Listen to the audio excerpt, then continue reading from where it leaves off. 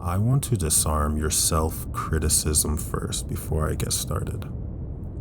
I want you to consider the possibility that laziness, as most people use the word, doesn't really exist.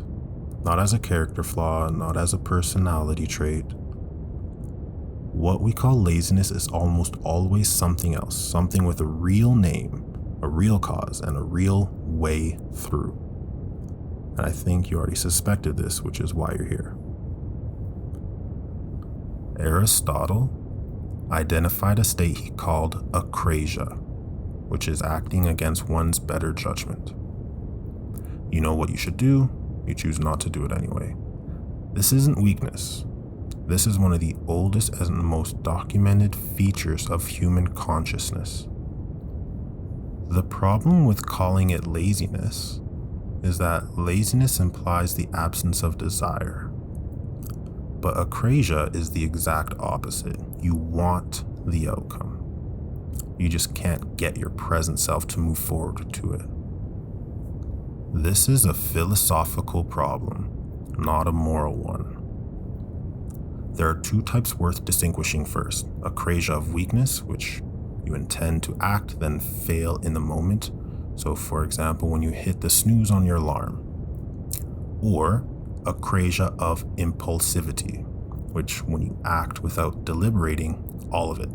So the phone you pick up without thinking. So let me explain to you why willpower-based advice fails.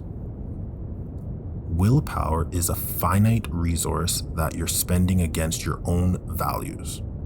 The problem isn't willpower, it's that your values aren't integrated. You cognitively want the outcome, but you don't feel like it's yours or it could ever be yours. There's an insight that I learned where we treat our future selves like strangers. The person who will benefit from the work you do today feels like someone else entirely. They don't even feel like there's a string attached to them. So you don't sacrifice for them. You just like you wouldn't work for overtime to pay a stranger's bill, right?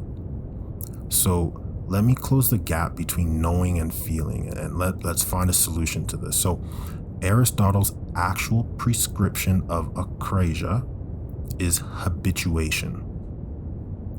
You don't overcome the gap by thinking harder. You close it by acting small enough that the present self agrees.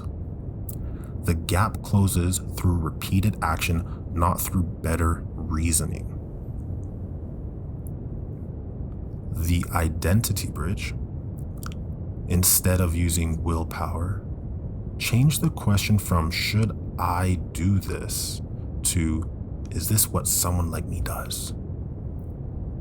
This is what James Clear calls identity-based habits, but it has deep Aristotelian roots.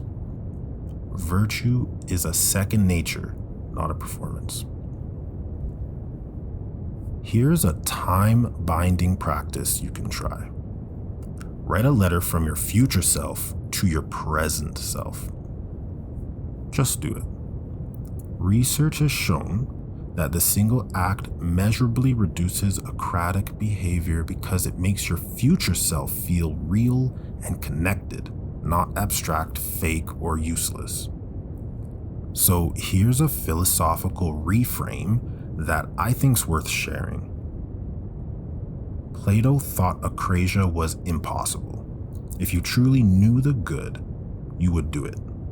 He said apparent weakness of will was always a knowledge failure. If that's true, then every time you don't act the way you know, it means you don't fully believe it yet. And belief is changed by experience, not instruction. So, what's one thing you have told yourself that you'll do when you're ready, quote unquote? You're waiting for a readiness that is only created by beginning. Think about that for it. Let me say that again. You're waiting for a readiness that is only created by beginning. So you have to start, and then you'll be ready. So here's what stays with me about all of this. Aristotle wasn't writing about productivity. He was writing about what it means to live a coherent life, one where who you are and what you do actually match. The gap between knowing and doing isn't laziness.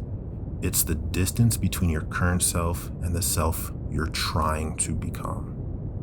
And every small act, every minute, minuscule act across that gap is, philosophically speaking, an act of self-creation.